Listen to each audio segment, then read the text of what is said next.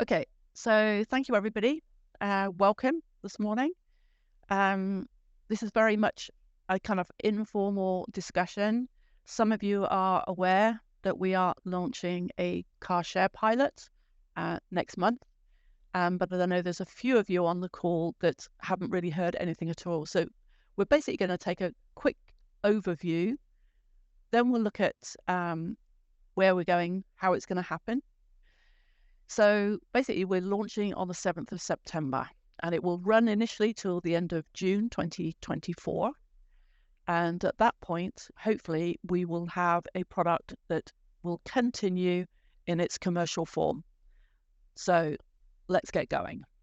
So we're covering the whole of the Solent area, so from Winchester through Southampton to Portsmouth. So this is being funded by National Highways. So it's completely free to all businesses. And when you think about it, it's the first of its type across the country.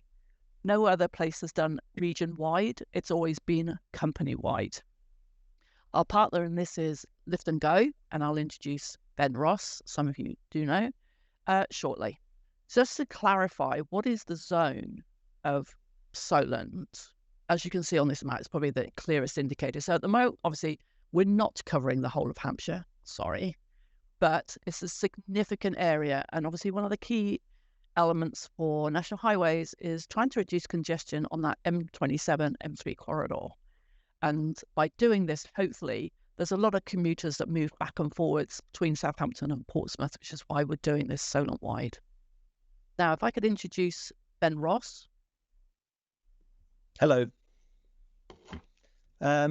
Yeah, to follow on from Ursula, I'm Ben, one of the exec team here at Liftango. Yeah, we have a long-established carpool solution, typically deployed in wide classes, larger deployments, which is why this here is quite exciting, typically multi-company, region-wide deployments across the globe. And really, it's as simple as being able to download a My Journey branded app. The networks will be exclusive, and I'll probably describe a bit of that later on, and really allows people to match with one another traveling to work. And we can put some restrictions around the matching from a security point of view. As well as that, we have built-in parking integrations, as well as a whole incentive scheme to try to get people to travel more sustainably, cut back on single-use cars, and share journeys to work. So that's really at the highest level. And as I said, we're in the build phase right now, and probably in the next week or two we'll start the testing process.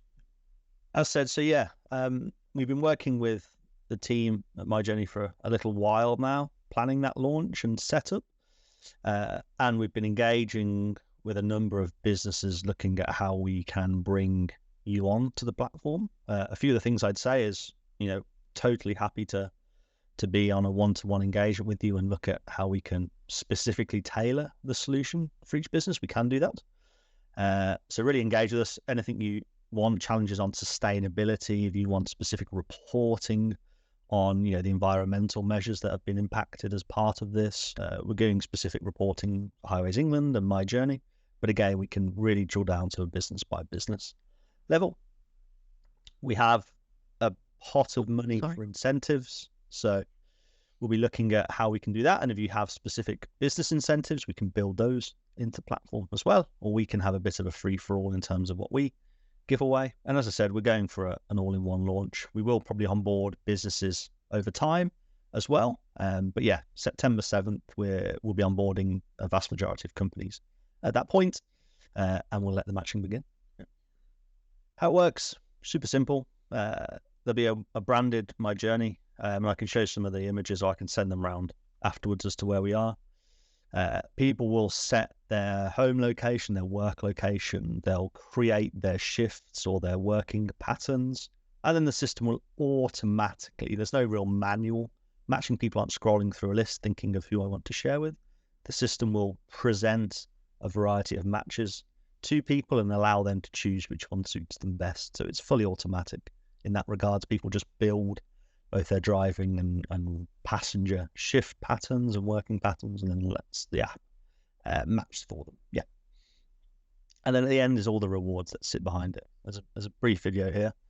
This is a typical user experience for Liftango's carpool application. Carpool programs can be set up to allow access to specific email domains, or they can be created as an open network. When a user creates their username and password, they will be sent a verification email to activate their account. All the user needs to do to activate their account is click the link in the email provided. They will then be taken to a confirmation screen to let them know their account has been activated. From there, the user can go back into the app and set up their profile. It's as simple as typing in your first name, last name, and phone number, and you're ready to start carpooling. For the best experience, a user should add their profile picture, vehicle make and model, and registration. Once a user completes their profile, they will be taken back to the home screen. Here you can select to be a driver, rider, or either if you are flexible and not worried how you match to a carpool. Here is a quick look at the design elements that can be customized or white labeled. All screen images, button colors, and help text can be customized to suit your brand guidelines. The main banner image and menu display can also be customized.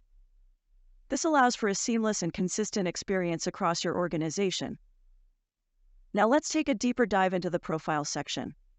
When you access your profile, you can see important information like trip stats, vehicle registration details, and trip history.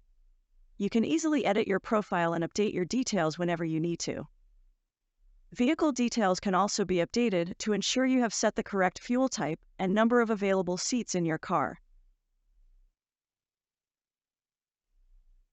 Let's now take a look at the Favorites feature. Setting favorites is easy. Simply select your current location, name it, and then save it as a favorite. You can also type in a common address and save it as a favorite. Having locations saved speeds up the booking process and allows you to quickly select common pickup or drop-off locations. Okay, now you're familiar with some of the features. Let's book a trip. Clicking Driver takes you to the ride creation screen. From there, a user can select their origin and destination, and select the time and date they wish to depart. The user can select one of three options: leave now, leave at, or arrive by a specific time. Once the date and time has been selected, there are additional options that can be taken. A return trip can be set and saves the user from going through the entire flow again. All that needs to be done is specify the time of the return journey. They will then be taken to a confirmation page where they can do a final check. Once confirmed, the app will look for matches and display trip details. The user has a choice to accept the results, and when accepted, the trip details will show up on the home screen. Here's a look at our trip validation feature. When a user clicks into the trip details, they have an option to start their trip. The user can also complete their trip and post feedback. In doing so, it allows for an additional layer of validation. Admin teams can compare proposed trip data with actual trip data.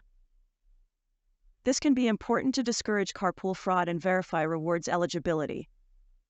Once a trip has been completed, you will see the status change on the home screen.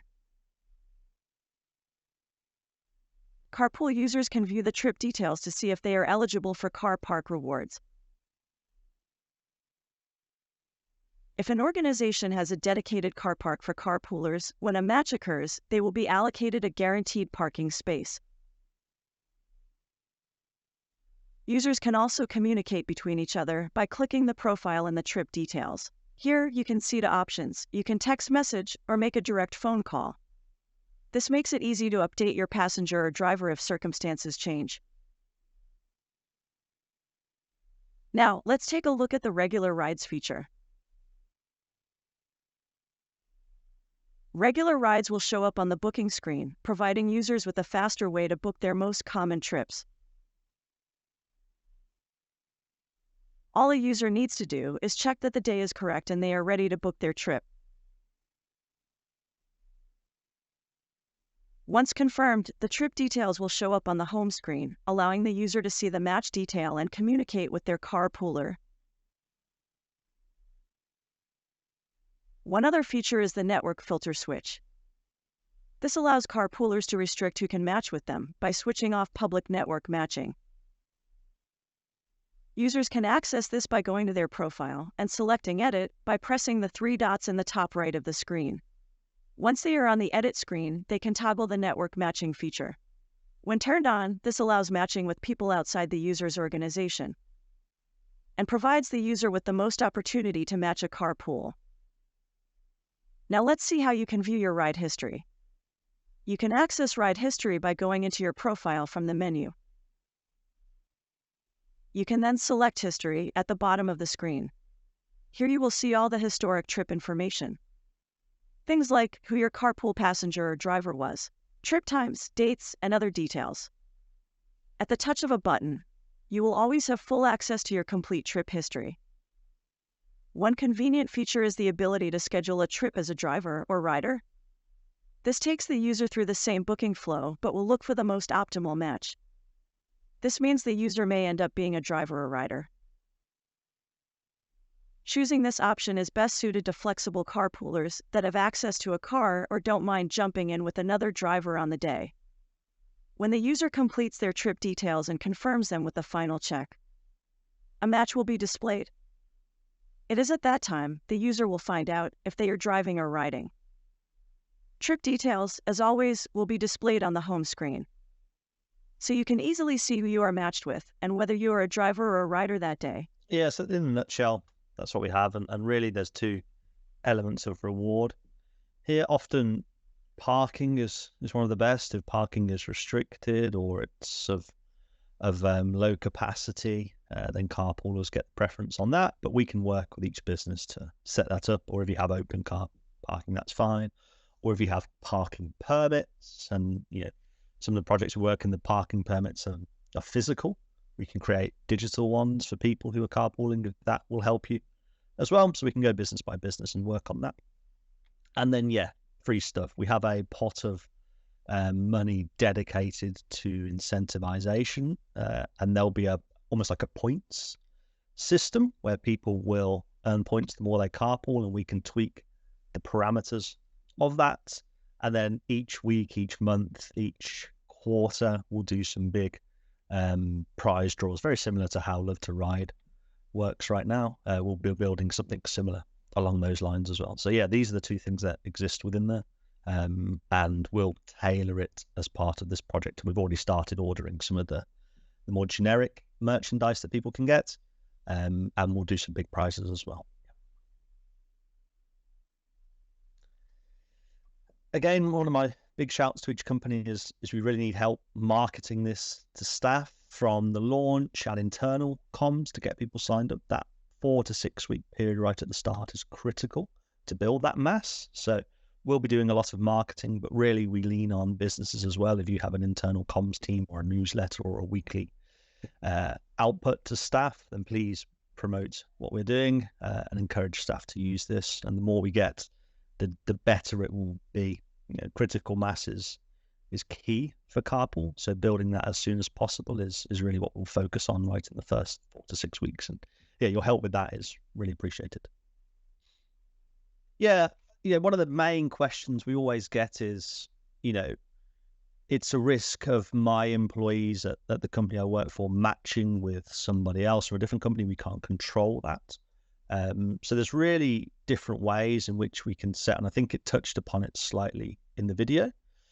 We have what we call 3 levels. Really, we have the main network, which is what everyone will exist under, and it's more from a reporting point of view. Each company will then have their own sub-network. So there's a bit of an example here. And then companies who are close to each other, we will cluster as well. And what that allows is basically your choice in how that's set up. So if you are a carnival group, for instance, and you only want your own staff to share with each other, we can create that. We can enable that. And that can be a feature as part of subnetwork 1 in this instance. And you, as the controller of it, can set that up. For instance, if you're ABP and you don't mind, you will give your staff the choice as to whether they want to share with only ABP staff or whether they want to share with any. As it showed in the video, they can enable that themselves. So there's 2 levels of security here. If, as some companies just want their own staff to match with each other, fine, we can do exactly that. They can still download Solent-wide Journey, and they can just match with people who are going to the same workplace as them from the same company. Or we can create that cluster. So people are traveling in the same direction and towards the same place.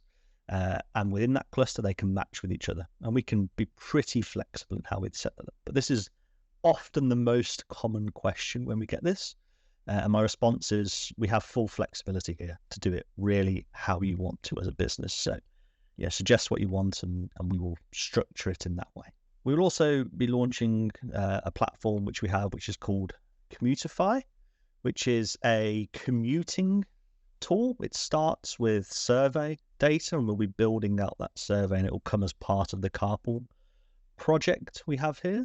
And that will give a load of data around how people actually commute. It will be like a travel survey, but on steroids is how I always describe it. And as part of that as well, we have the other side, which is a personal commute planner for staff, so they can figure out what's the quickest, what's the best carbon, what options are available to me. And that will be rolled out at a later date. But yeah, this is all part of that platform. And yeah, survey, we're building it right now. Actually, I think it's ready right now. And again, you'll help in promoting this, and we can give all of this data back to you in terms of how much does it cost per day for someone to travel to work? What's the time it takes them? What's their CO2 output? Is there better options for them? What are those options? We can present all of that back to them and to you as a business, so you get a full view as to how staff are traveling day by day, and then can build schemes and systems around it.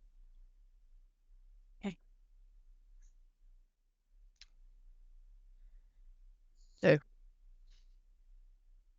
So in between Ben and I, but there's a lot of work going on in the background. Obviously, you can see at the moment, everything is still with Liftango brand, but it will be My Journey Hampshire branded. And the reason we can't share them today is that they're still going through all the final approvals. But I thought it would be useful for you to understand how we're going to be supporting you. So there was going to be a whole range of digital assets. So those will be anything from social media, posters, different flyers, and also things like if you would like to have documents or banners for your car parks even. So if you want to brand your particular car park spaces, we'll have that for you. We're putting together a whole FAQ document, how-tos, and I know we've seen there's a lot of promotional goodies that I've seen going through, and very exciting, including a really smart pair of sunglasses, I have to say. But in order for us to make this really happen, we obviously have to go through the process with you. So you're very comfortable working with us and with Liftango.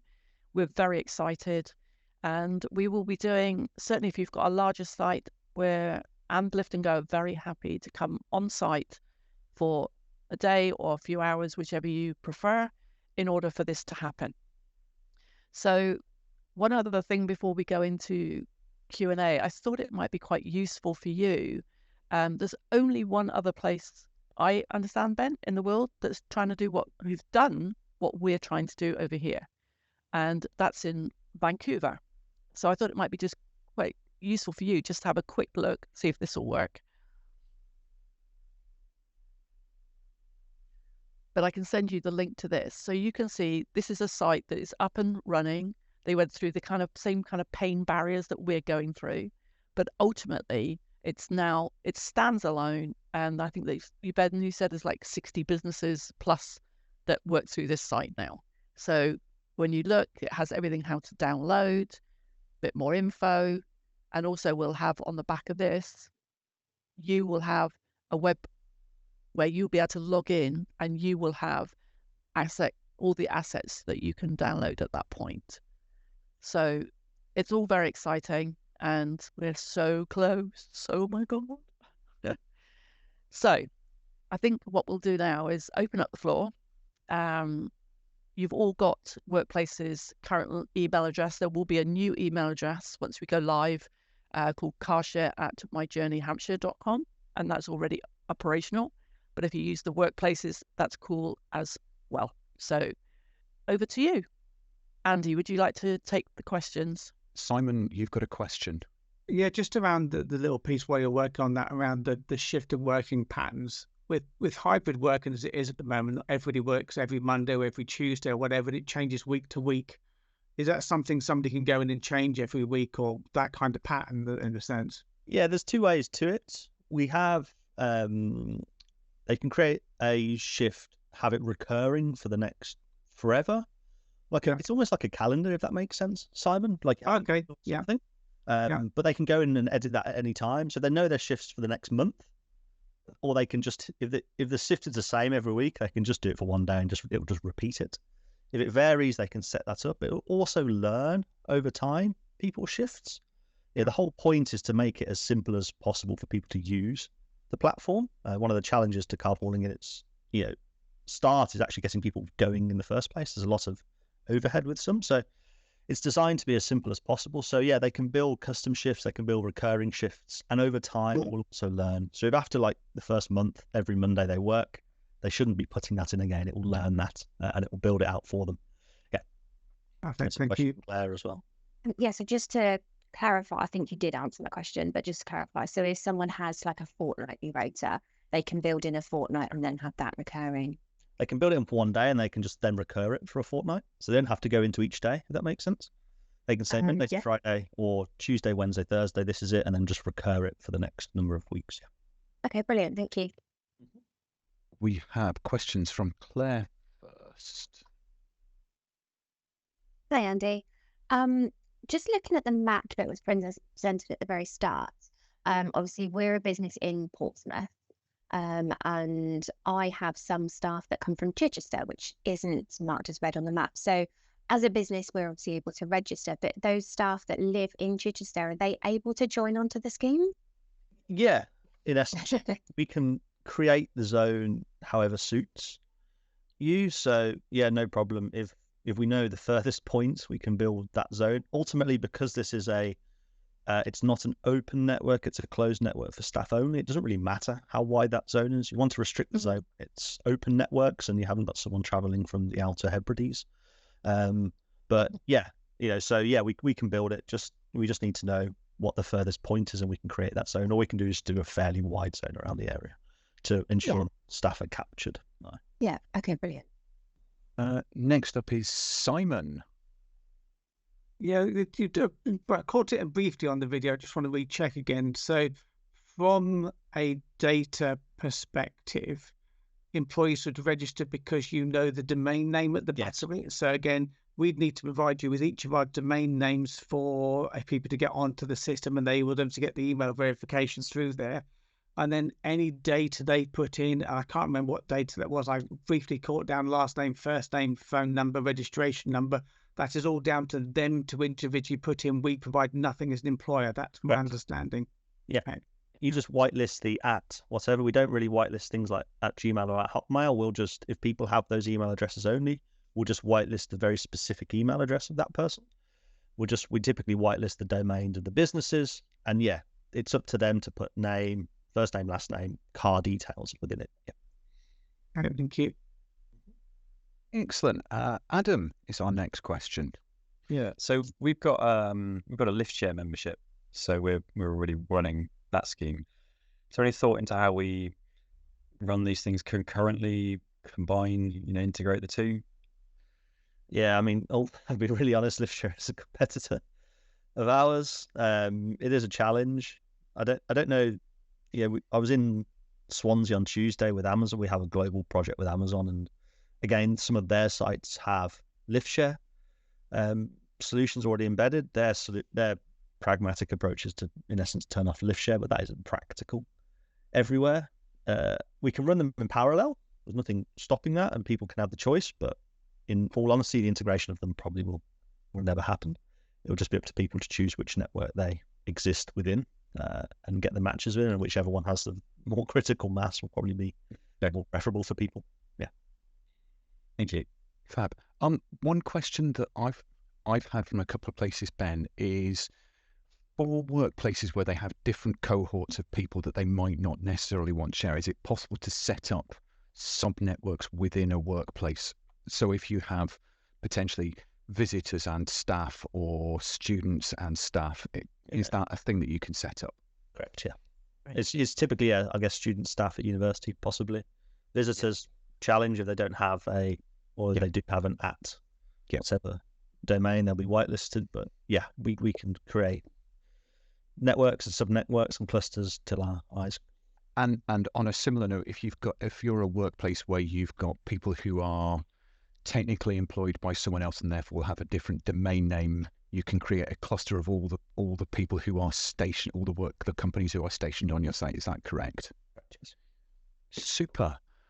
Ray. Oh yeah, I was just wondering, Ben, a couple of questions here. In terms of terminology, I know we've got carpool in there. We've got some American terms. We've got a rider, got a passenger. Are we using those sort of terms? I know our email address is going to be car share.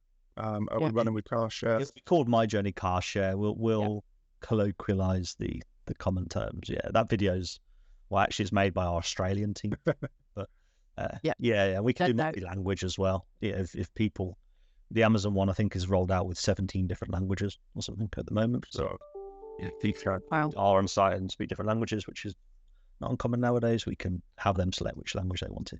But I wondered about, sharing costs and things like that, fuel costs and so on. Is that something that can be done through the app, or is that a casual agreement between? Casual agreement, it has to be. Yeah. Otherwise you're entering into taxi laws and that's the last place you want to go down with this. So we can recommend a fee, but ultimately it has to be casually settled offline. Yeah. Can people filter, for say low emission vehicles, things like that, rather than Lamborghinis and stuff, or is it a case of going through your Tinder profile, looking at what you fancy? Yeah, so the matches will be based on what the closest respectable journey is for you. So it's not based on vehicles in particular. It's based on what's going to get me to work within the time I want to be there, what's not sending me on a 17-mile detour, etc., etc.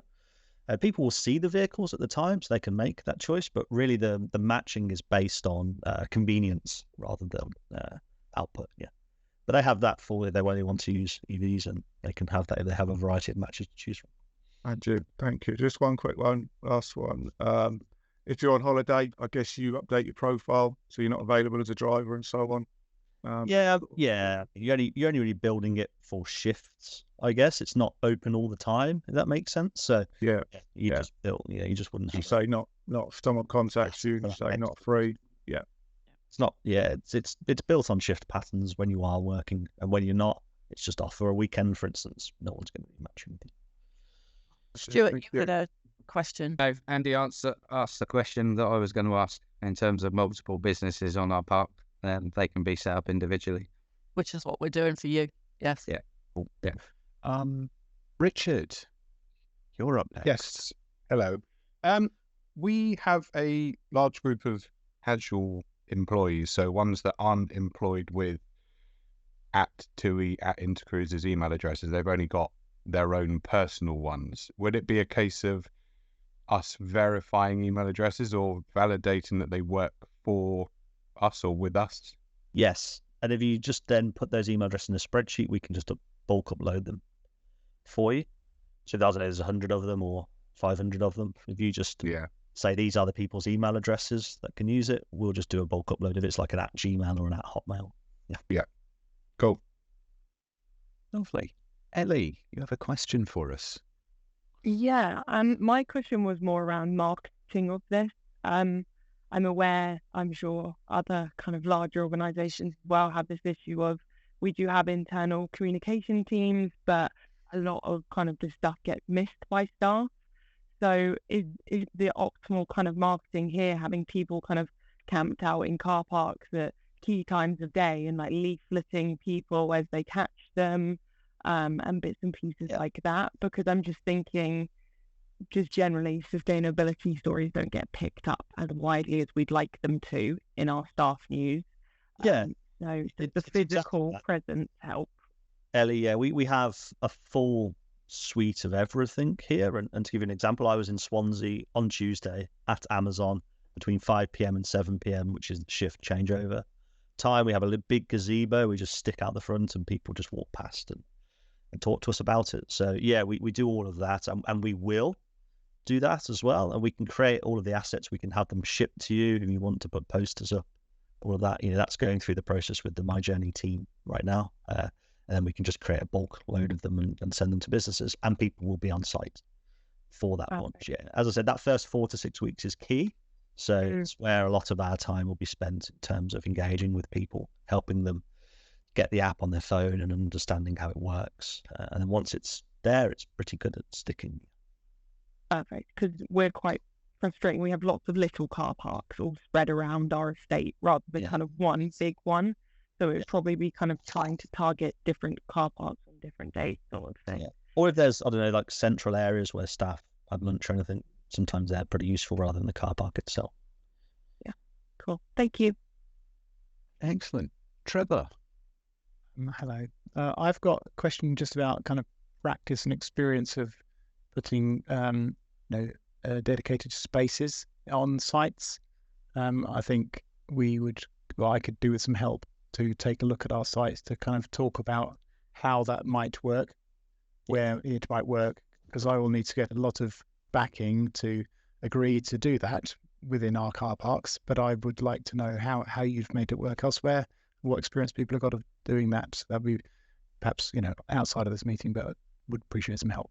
Yeah, I mean, we've done this across the world, and we have the full variety of no parking incentivization, all the way down to specific bays right in front of the front door, which are even painted orange, so people know parking them, and we can give some advice as to what would work best, as well as give data on how the impact is given for you to present internally. Yeah.